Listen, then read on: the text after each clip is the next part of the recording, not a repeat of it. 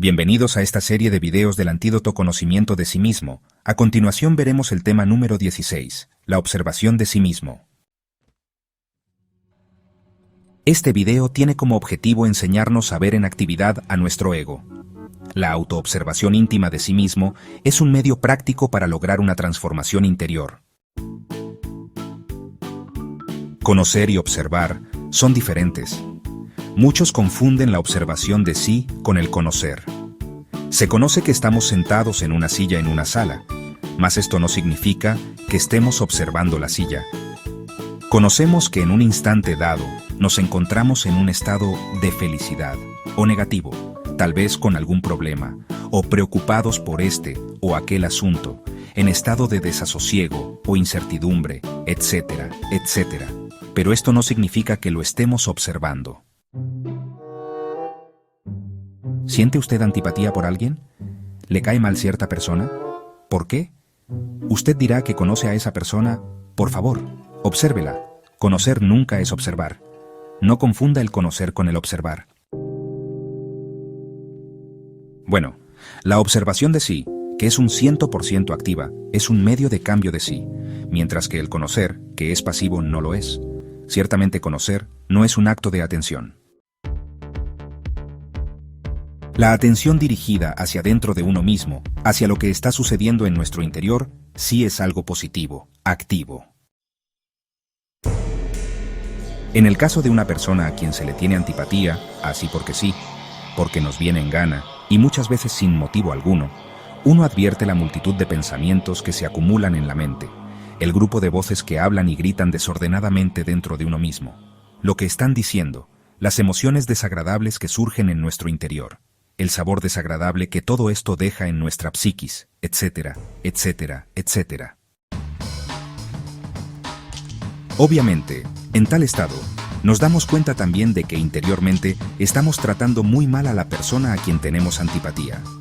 Pero para ver todo esto, se necesita, incuestionablemente, de una atención dirigida intencionalmente hacia adentro de sí mismo, no de una atención pasiva. La atención dinámica proviene realmente del lado observante, mientras los pensamientos y las emociones pertenecen al lado observado. Todo esto nos hace comprender que el conocer es algo completamente pasivo y mecánico, en contraste evidente con la observación de sí, que es un acto consciente. No queremos con esto decir que no exista la observación mecánica de sí, pero tal tipo de observación nada tiene que ver con la autoobservación psicológica a que nos estamos refiriendo. Pensar y observar resultan también muy diferentes. Cualquier sujeto puede darse el lujo de pensar sobre sí mismo todo lo que quiera, teniendo en cuenta que el pensar es el concepto de realidad que tenemos de nosotros mismos. Podemos pensar que estamos obrando bien, pero si nos observamos de forma detallada, vemos que le realizamos mucho daño a los demás, por ejemplo, con nuestras palabras, acciones y hasta gestos. Ahí es donde necesitamos ver a los distintos yoes en acción, descubrirlos en nuestras psiquis, comprender que dentro de cada uno de ellos existe un porcentaje de nuestra propia conciencia, arrepentirnos de haberlos creado. Y bueno, muchas cosas más. Entonces exclamaremos, ¿pero qué está haciendo este yo? ¿Qué está diciendo? ¿Qué es lo que quiere? ¿Por qué me atormenta con su lujuria, con sus deseos, con su ira? Y así sucesivamente.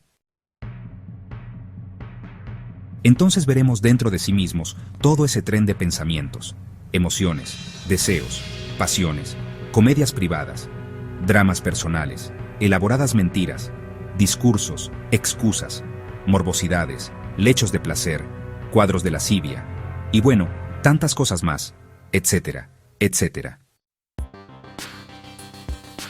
Muchas veces, antes de dormirnos, en ese preciso instante de transición entre la vigilia y el sueño, sentimos dentro de nuestra propia mente distintas voces que hablan entre sí.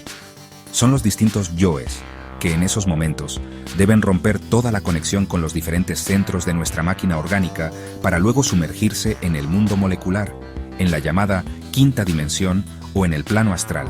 Y ahí veremos que, si no los trabajamos, si no los observamos, vamos a revivir deseos, pensamientos o situaciones con las cuales nos identificamos durante el día.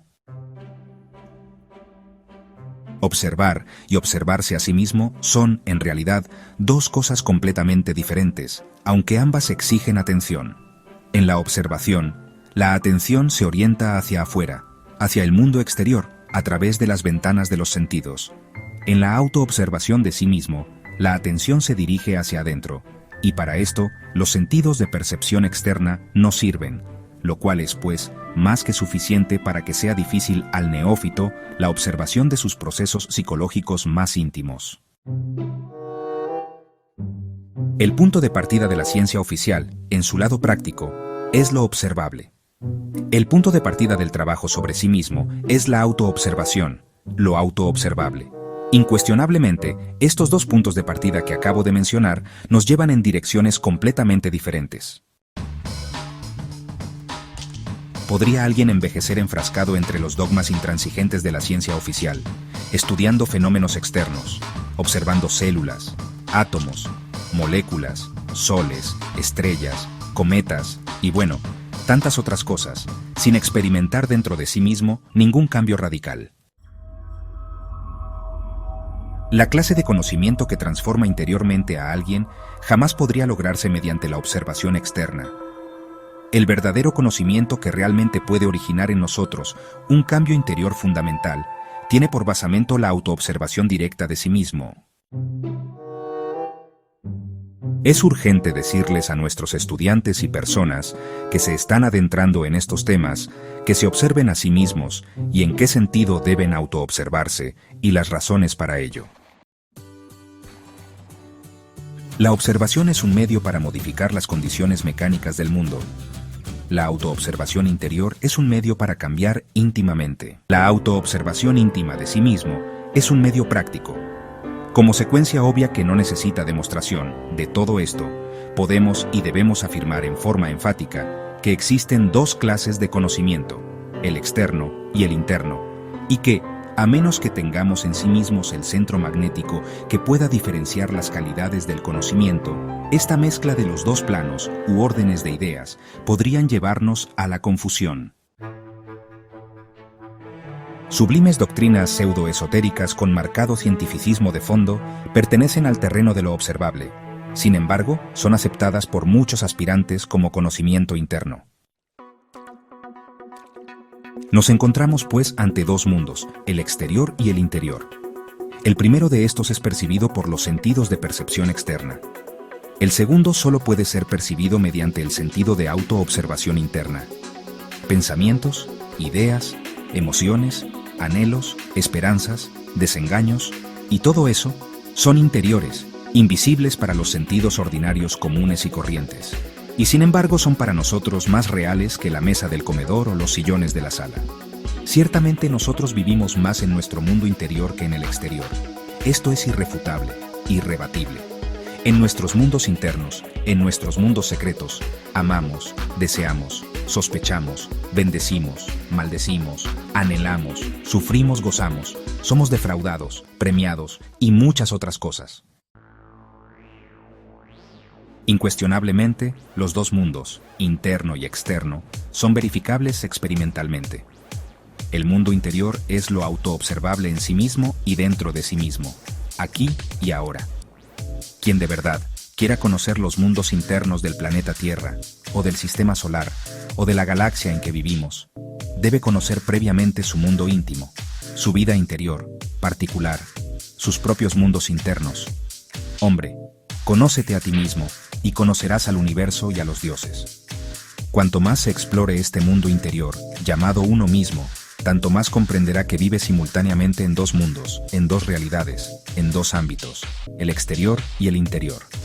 Del mismo modo que a uno le es indispensable aprender a caminar en el mundo exterior para no caer en un precipicio, no extraviarse en las calles de la ciudad, seleccionar sus amistades, no asociarse con perversos, no comer veneno, y cosas así.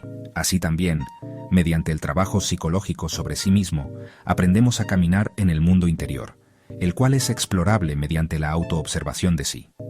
Realmente, el sentido de autoobservación de sí mismo se encuentra atrofiado en la raza humana decadente de esta época tenebrosa en que vivimos. A medida que nosotros perseveramos en la autoobservación de sí mismos, el sentido de autoobservación íntima se irá desarrollando progresivamente. Si te ha gustado nuestro contenido, dale like y no olvides compartir el video y suscribirte para estar al día con nuestras actualizaciones.